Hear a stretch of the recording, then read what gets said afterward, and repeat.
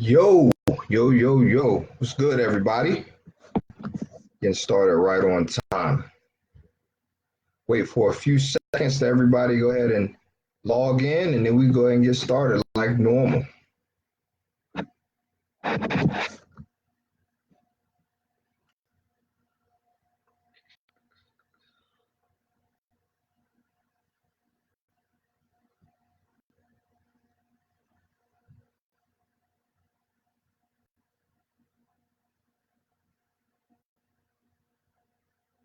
Yo, what's going on, Darnell?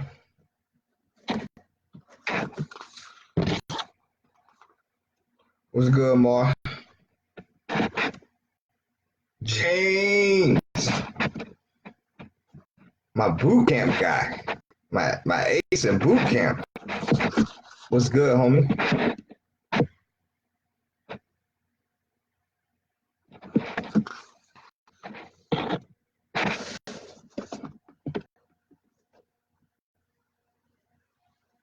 Yo, what's going on, shirt?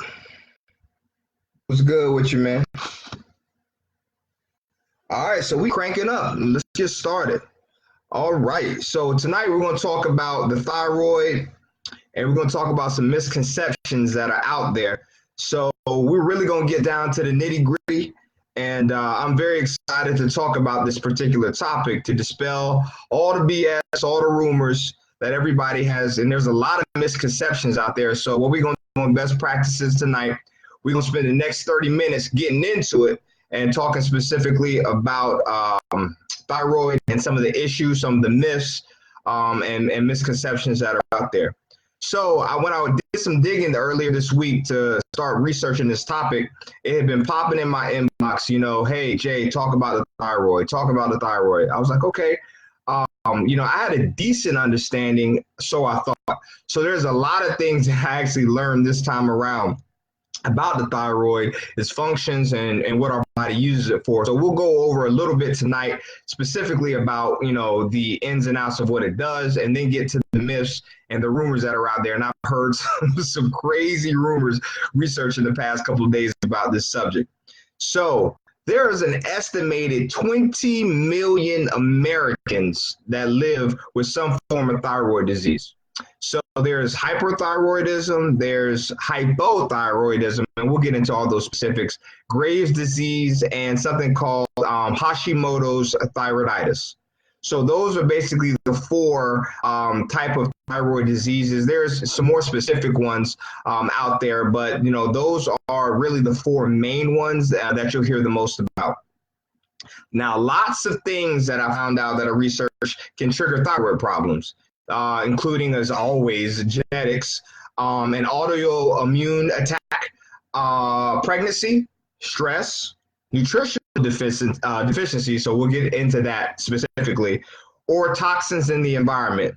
But experts, from what I found out, they're not entirely sure what can trigger the thyroid problem. There's a lot of effects, but there's not really a cause that's been nailed down to why, what's going to trigger the problem.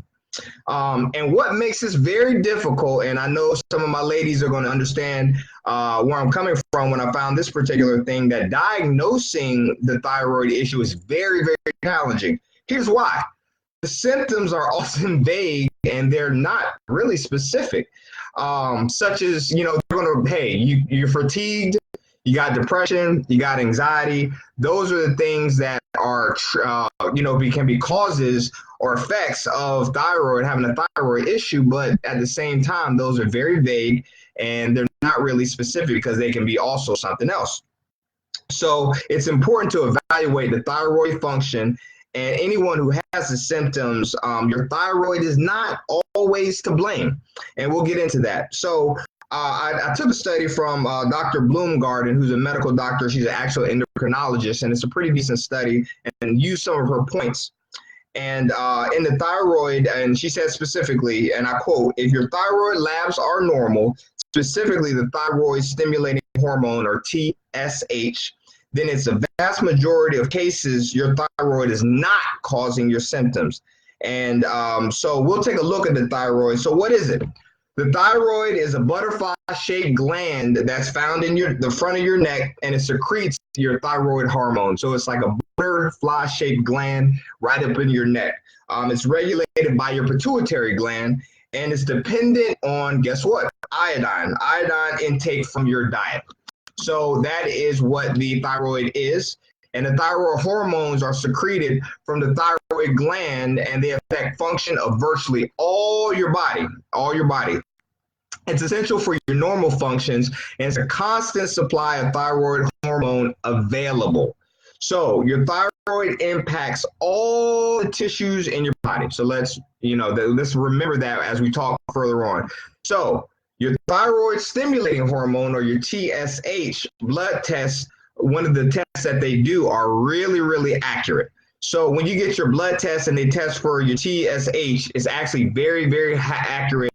And the TSH test in your blood is used to screen for your thyroid dysfunction.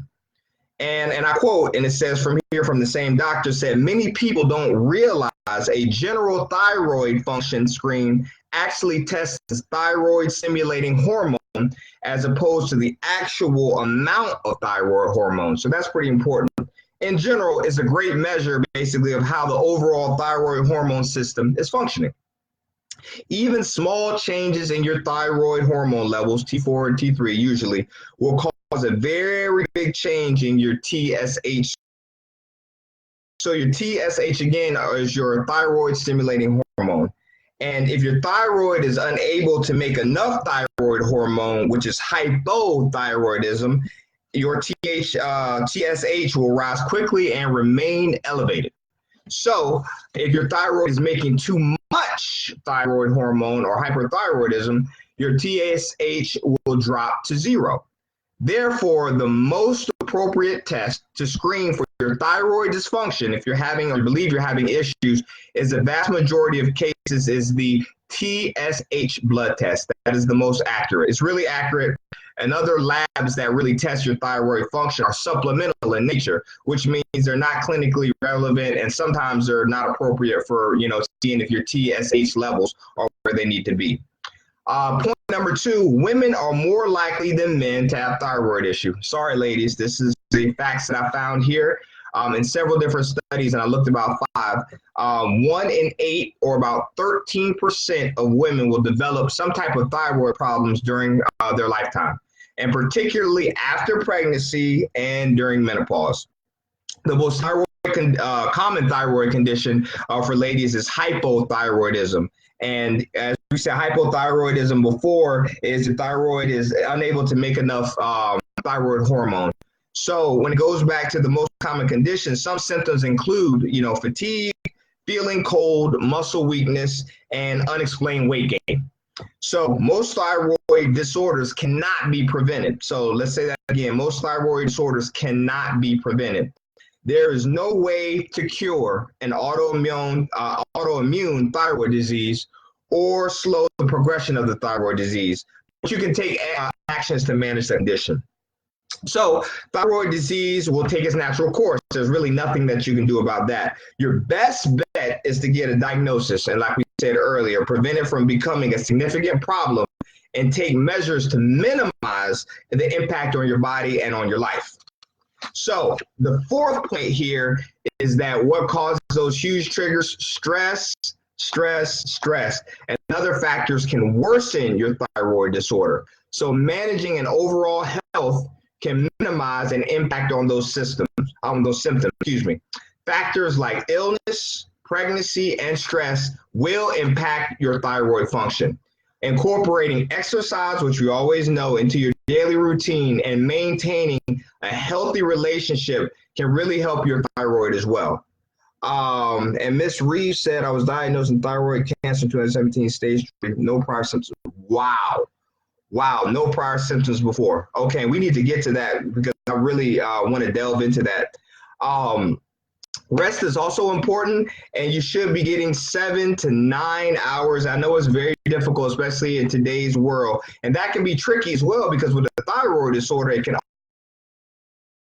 strategies to improve your sleep is following sleep routines, having a routine that you get ready for the night, Limiting your exposure to light. So let's talk about that a little bit. A lot of people have lights, ambient light that are going on in the room, and that actually affects your sleep. So like, your phone, if your phone is on silent, for example, but it still flashes light, it actually affects REM sleep as well. And a lot of people are moving to shutout blinds, which completely block out anything of the sun. A lot of people who do shift work use those, and they find that they're able to sleep even though it's sunny outside and your circadian rhythm is telling you to stand up and wake up. But they use those type of things. So sleep is very important, especially if you have a thyroid disorder.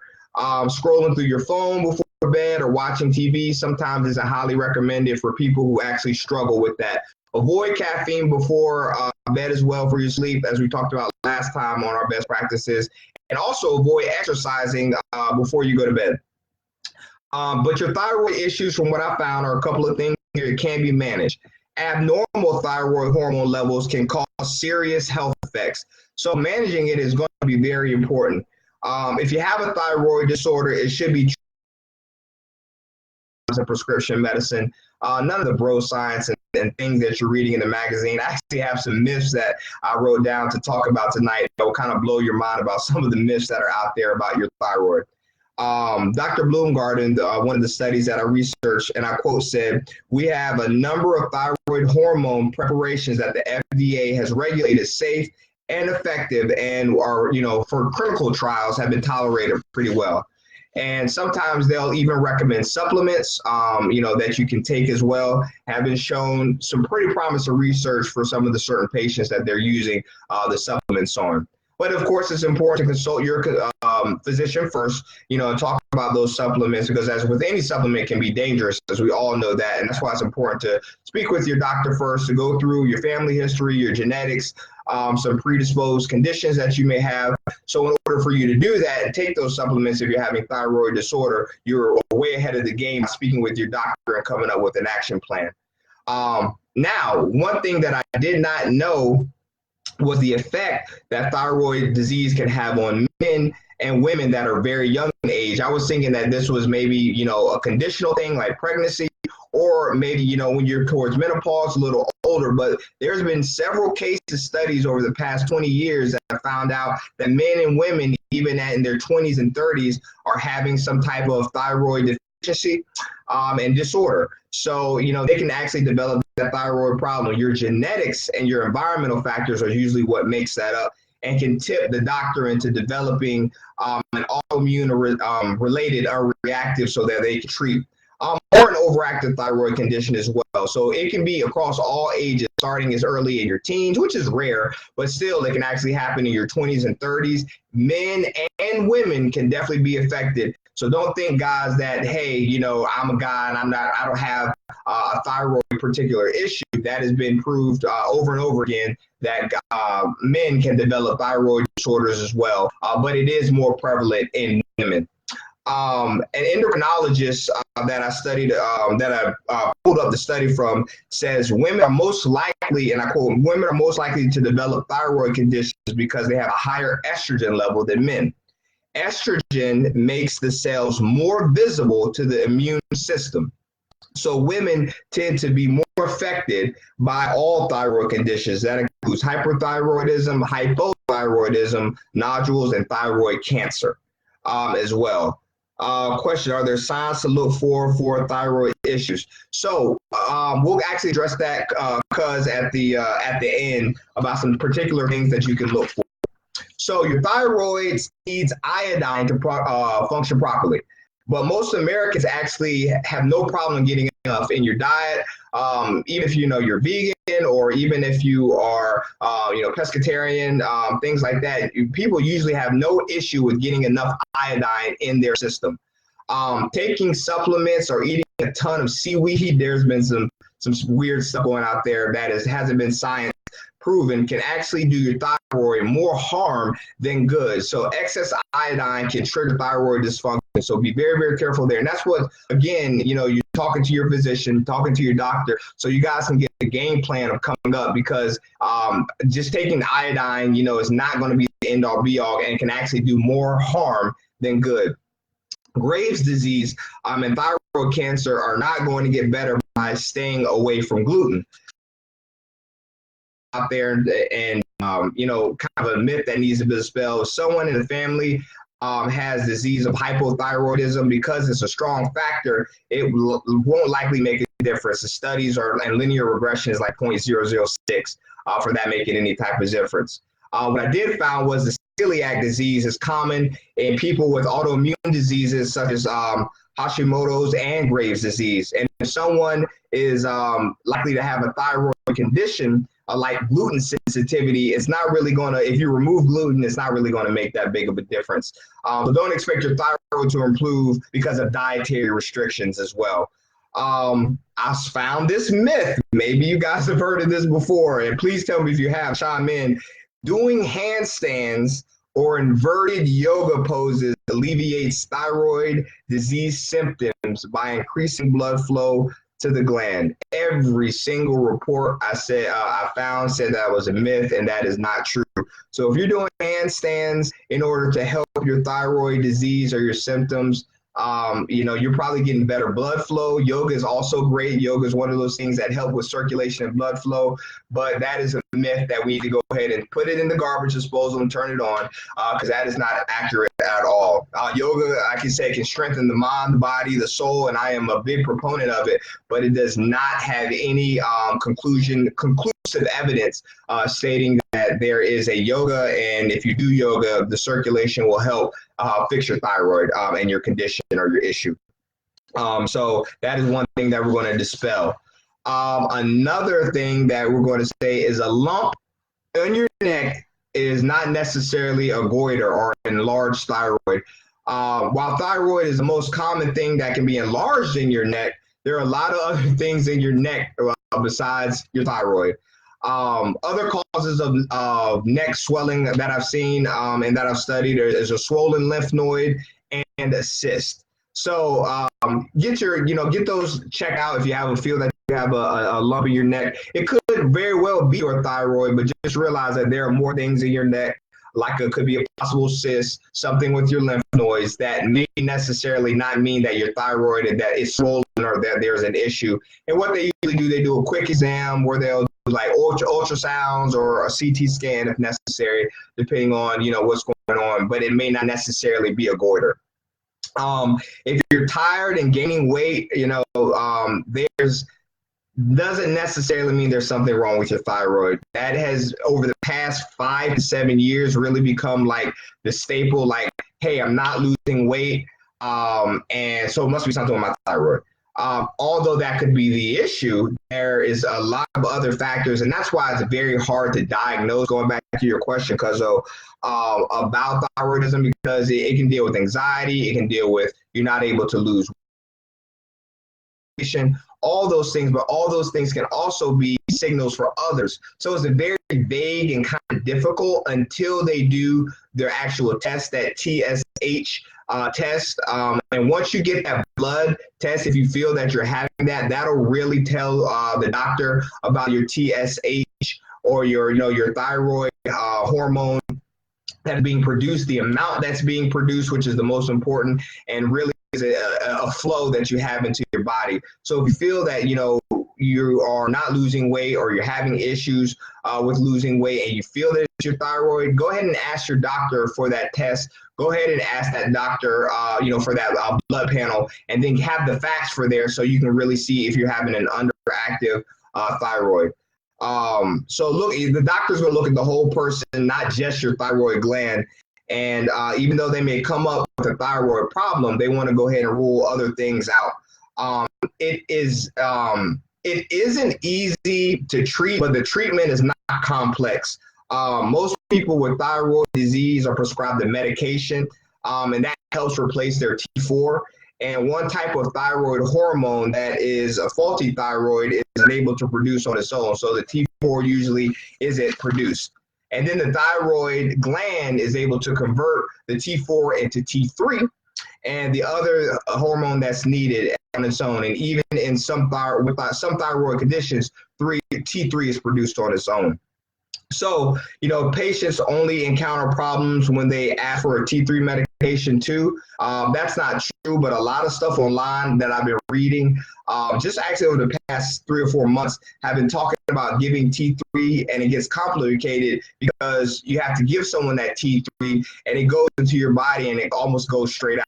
So it almost gives people like a high. And a lot of people actually, from what I'm reading, are getting addicted to T3. To make matters worse, the T3 prescriptions themselves can lower your thyroid's ability to produce T4, and on its own, resulting in what? An overactive thyroid. So it's you got to be very careful here. Don't diagnose yourself. Please, please, please go get a blood panel if you feel that you're having a thyroid issue, whether that be Graves' disease, hyper, thyroid, because that blood panel is really going to be the ticket. It's really going to be your doctor going to be able to sit down and come up with a mitigating plan. And, if you're feeling like some symptoms, like, you're not really sleeping well, anxiety, like we go back with not being able to lose weight, maybe even swollen in the neck, go get those things checked out. The doctor will be able to actually, analyze, look over you and then diagnose you and then get those blood panels in. Also, I found some things about soy-based products and your thyroids won't function properly. That's not true. They really don't. Soy does not have an effect on your thyroids. But a hyperthyroid, for the tofu lovers out there, you don't need to abstain from all soy-based to maintain healthy hormone levels, because we talked about estrogen and what that does in the body. And that's why thyroidism is a little bit more prevalent in women than in men.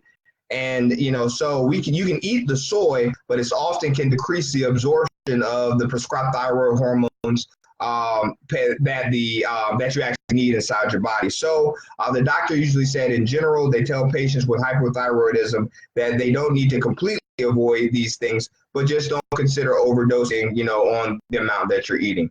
So just to wrap some things up, the most important thing probably tonight is to really, if you feel that you're having thyroid issues, please go get them checked out by your doctor.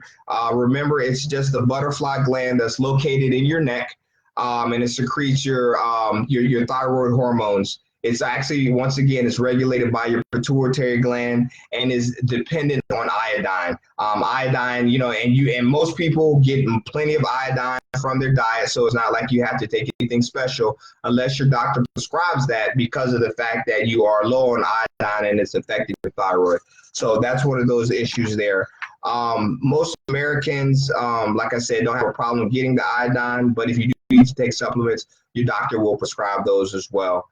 And just stick with the facts. If you feel that your body, that the pituitary gland is not producing enough, for that hormone secretion of the thyroid, you'll feel things like we said, anxiety, nervousness, sudden weight gain, even sometimes sudden weight loss, and ability or lack of sleep. All those things can be signs of it, but people have been, over the past, like I said, 3 to 4 years, really pegging, oh, it's my thyroid. Well, it could be a lot of different things. How's your sleep? Because sleep has a direct effect on there. 3 hours a day, you're hyped up on caffeine, and you're not exercising. All of those things are going to lead to the lower secretion levels of that hormone, that thyroid hormone in your system. So after you have that, now you're really, concentrated on the ramifications of the effects that may not necessarily be a thyroid. So you want to be smart, and you want to do things like, getting the proper amount of sleep. At least try to get 6. I know they say 7 to 8, but I would, most studies find that people can, do well with at least 6. Make sure it's REM sleep. Make sure you're closing those blinds, turning off your phones, turning off the TV, let it be dark in the room.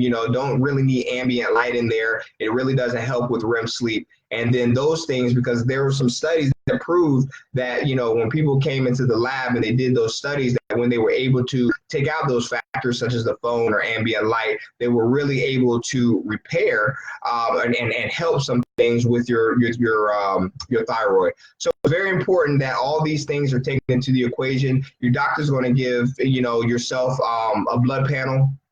And then once that blood panel comes back, he'll be able to see if that TSH levels, where they're at, where they need to be, and then prescribe those things that are in there. So before you go ahead and jump the gun and that you think it's your thyroid, go to your doctor and get that test done. That will really help alleviate a lot of things. Most people, there's 20 million cases of people with thyroid disease, and that goes across men, women, younger men and younger women as well. That's something that I was educated on with my research, that I was, thinking it was conditional with inside pregnancy, or I was thinking it was just, when you were older, when women see more in menopause, but that's not true. There's been several cases that even, because of environmental factors, genetics, heredity, and predisposition, that people were having issues with their thyroid. So all of those things need to be taken into effect. Also, with your thyroid, always make sure that when you're getting these results, have your doctors explain it to you. It's not difficult. They may try to use the complicated words, but just hey doc, what does this mean? What is my thyroid doing? You go in there with a swollen thyroid, or it may not be swollen. It may be your lymph nodes. It may be the fact that you have a cyst blocking that in your pituitary gland. There's just so many things. So I probably had about 6 or 7 people jump in the inbox and DM and say, hey coach, can you talk about thyroid? Because I think, I'm having an issue. And I'm like, okay, I'm really starting to see a reoccurring pattern. So tonight, I just wanted to kind of break down what the thyroid does, some of the myths that are out there, what is hypothyroidism, what is hyperthyroidism. Please, take a look for yourself as well. Please share the video so we can kind of dispel those rumors that are out there. For the biggest rumor that I heard is that standing on your, doing headstands and also doing yoga will stop, thyroidism. Either hyper. No, that's not going to work. So just trying to get the right information out here on best practices. You guys have been amazing. So many people have been reaching out, and I really appreciate all the support that you guys have been, giving me. It's been amazing to just bring information in a video format where we can discuss, that we can talk, that we can get smarter together, that we can get healthier together, because that's all it's about. We want to live, God gives us a long and healthy life, and it's so important that we just get better together by learning this information. So please keep your questions coming. Please keep your topics coming. I'll do my best to answer those and research those the best way that I can. And that's just going to scientific journals, getting about 4 or 5 of them and reviewing. And it keeps me sharp on my game, keeps me sharp for my athletes as well. I will be sending out the link next week for all the new 2020 drip gear that everybody is asking about. It's been amazing working with the designer to get some cool stuff out. And this fitness world, our 2020 theme is unbothered, which means that we're not going to let all the world and all these other things get in control. Control your own health, be unbothered in your situation, and take your health seriously, because at the end of the day, nobody's going to take better care of you than you. So if you guys don't have any questions, please shoot them down there in the inbox. As always, thank you so much for participating. And until next time, best practices. We bleed on this team, baby. Y'all guys have a good night.